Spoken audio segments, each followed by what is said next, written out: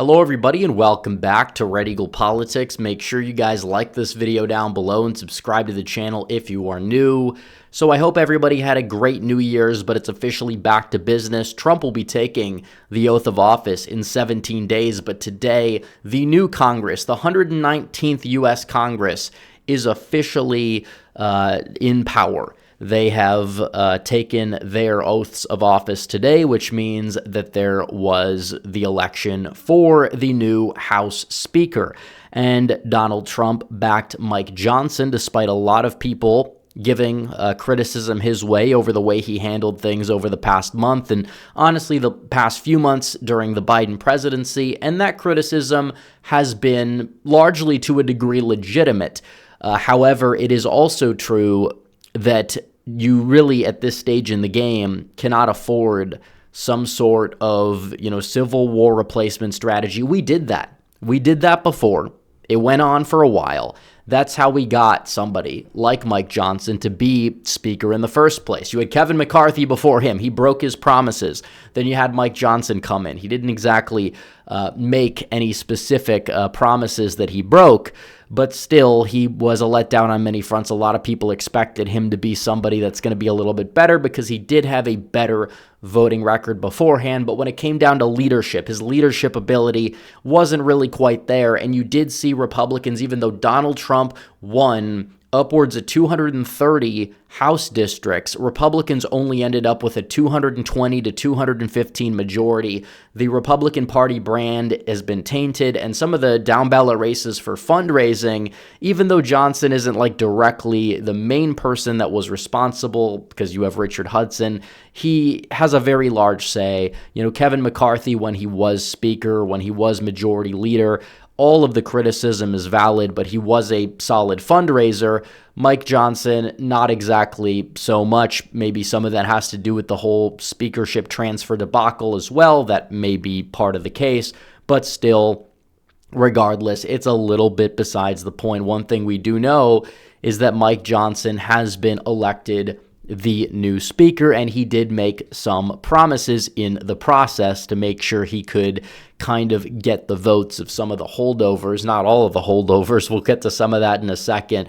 But you look at this, he says he's going to create a working group comprised of independent experts not corrupted by lobbyists and special interests to work with DOJ and our committees on implementing recommended government and spending reforms to protect the American taxpayer. Number two, he says task that working group with reviewing existing audits of federal agencies and entities created by Congress and issuing a report to my office for public release.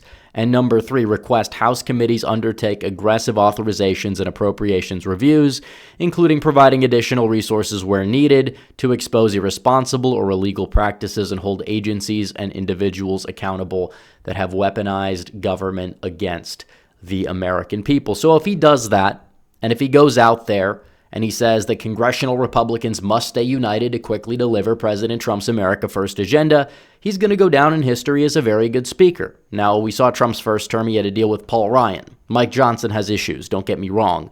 He is no Paul Ryan. He is leaps and bounds better than Paul Ryan. Even Kevin McCarthy would be an upgrade from Paul Ryan. Paul Ryan didn't even endorse Donald Trump during the 2024 election.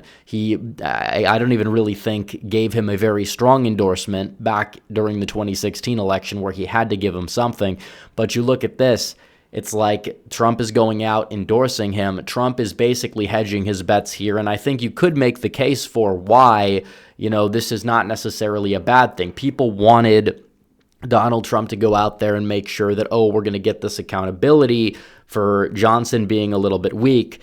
Trump doesn't view it that way. He views Mike Johnson as somebody who is a pawn, hence why he says a fine man of great ability. Ability could mean a lot of things. Donald Trump realizes that Mike Johnson is a little weak. He is a little bit of a pushover. We understand that. However, who was in power? Who did he have to placate to make sure you wouldn't shut down the government? Well, it was Joe Biden. It was the Democrats. Donald Trump will be taking power. Therefore, Donald Trump and Mike Johnson, they have a good working relationship. They go to UFC fights together. Whether you like or trust Johnson or not is irrelevant. Trump views him as somebody that will just do whatever he needs him to do in order to advance his agenda. Because, yeah, he's a little bit of a pushover, but if you're somebody that's pushing him over, is it really a bad thing? It could be a good thing. Now, if he's completely owned by the swamp, and I understand he has a narrow majority to work with, and he decides to go out and actively stab Trump instead, that would be a major problem. And we understand that, and it's possible that Republicans will look into another speakership debacle midway through the term. It would be chaotic. They probably would end up losing the House in 2026 for sure. But also, if Mike Johnson and Trump, if Johnson doesn't help him follow through on his agenda at all, whether he stays in or not, Republicans are going to lose in 2026. And I said this earlier as well. Mike Johnson owes Trump everything. We haven't really seen if he's going to lead like it or not, but Trump made sure that there was no fight for valid reason because Trump wants a good relationship with Johnson. He has a good relationship. He still views him as somebody that's useful.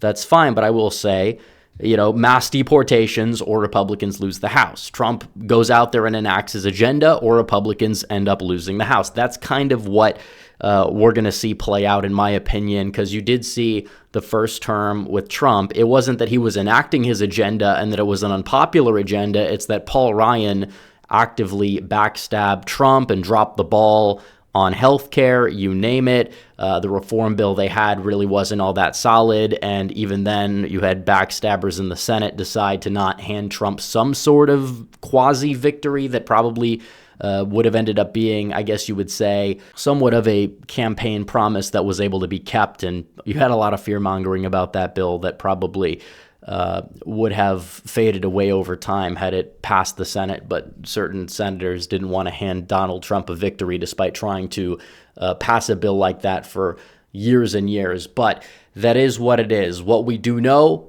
is that you have a new speaker, you have a trifecta, and on top of it, you have a lot of other people who, will claim to be supporters of we're the real, authentic, conservatism.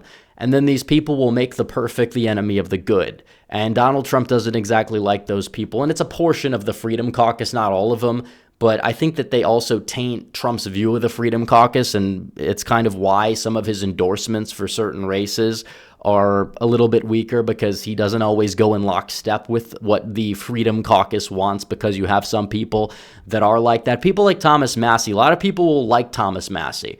They'll claim he's the principled, libertarian, conservative, whatever, but at the same time, I feel like the guy doesn't really understand politics that well, whether people think his intentions are good or not or whatever. He endorsed Ron DeSantis over Donald Trump when it was clear that DeSantis had no shot, and it was clear that all of the criticisms he was levying at Donald Trump also would apply to somebody like a Ron DeSantis and then some. And it's funny because this kind of plays out here, because you have Mike Johnson. He's not perfect. You want to oppose him, okay. Then who do you end up voting for to replace him? He voted for Tom Emmer. Tom Emmer, besides maybe fundraising, there is not a single area where Tom Emmer would be better than Mike Johnson. And if you're opposing Johnson on principle, not because of fundraising, then this is a slap in the face to said principles. Tom Emmer, he's an old guard type of guy. You want to go out there and vote for Tom Emmer to be speaker to spite Donald Trump, because that's what this is. You're not somebody who has principles. You're somebody who wants to spite Trump. He'll vote against parts of the Trump agenda, I'm sure, not really out of principle, but because he'll try to insert principle to spite Trump because he doesn't like him or something because Trump criticized him 5 or 6 years ago. It's the same thing with Rand Paul. A lot of people like Rand Paul. He's right about a lot of things, but at the same time, the guy wouldn't even endorse Donald Trump, despite Donald Trump running a campaign that was more in line with Rand Paul's ideology this time around than the campaign he ran during 2020. So you see that, it's why are you not even endorsing him? He even, put RFK on his team, a lot of these other people that Rand Paul was praising on his team, but he still didn't support Trump. Why exactly is that? I think it's dumb, honestly. I think it's dumb. You can't have people that will make the perfect the enemy of the good, and then when you actually see them in action, this is what they do. They vote for Tom Emmer to be speaker. It's like Mike Johnson, say what you will. Tom Emmer's on a whole nother level. It doesn't exactly seem like you're really operating under some principle. It's not like you voted for yourself because you actually hold true to a certain ideology. But at that point, why not just go third party? Because it's a little bit more of an honest product, in my opinion. That's not to say he's not right about a lot of things. But at the same time, this weird Trump derangement syndrome type of thing, if it gets in the way of you doing your job, then you don't get to bitch and moan about when people start to float a primary challenge. On top of that, we also have news that Donald Trump's sentencing will officially be coming up on January 10th in the New York case, the only case that's left. 10 days before the inauguration. Do you really think that this is something that's just natural and not politically motivated? I don't know. I don't know what it means. They might give him probation. They might delay it again. But either way, they're definitely lining this up to delegitimize his presidency because they know that he's more popular than ever before. They know he has the biggest mandate, but they still won't let it go. You think they'd realize at this point, after 9, almost 10 years, it'll be 10 years this year that Trump has entered the political arena. You don't want to bet against this guy. You're going to eventually lose. It will eventually blow up in your face.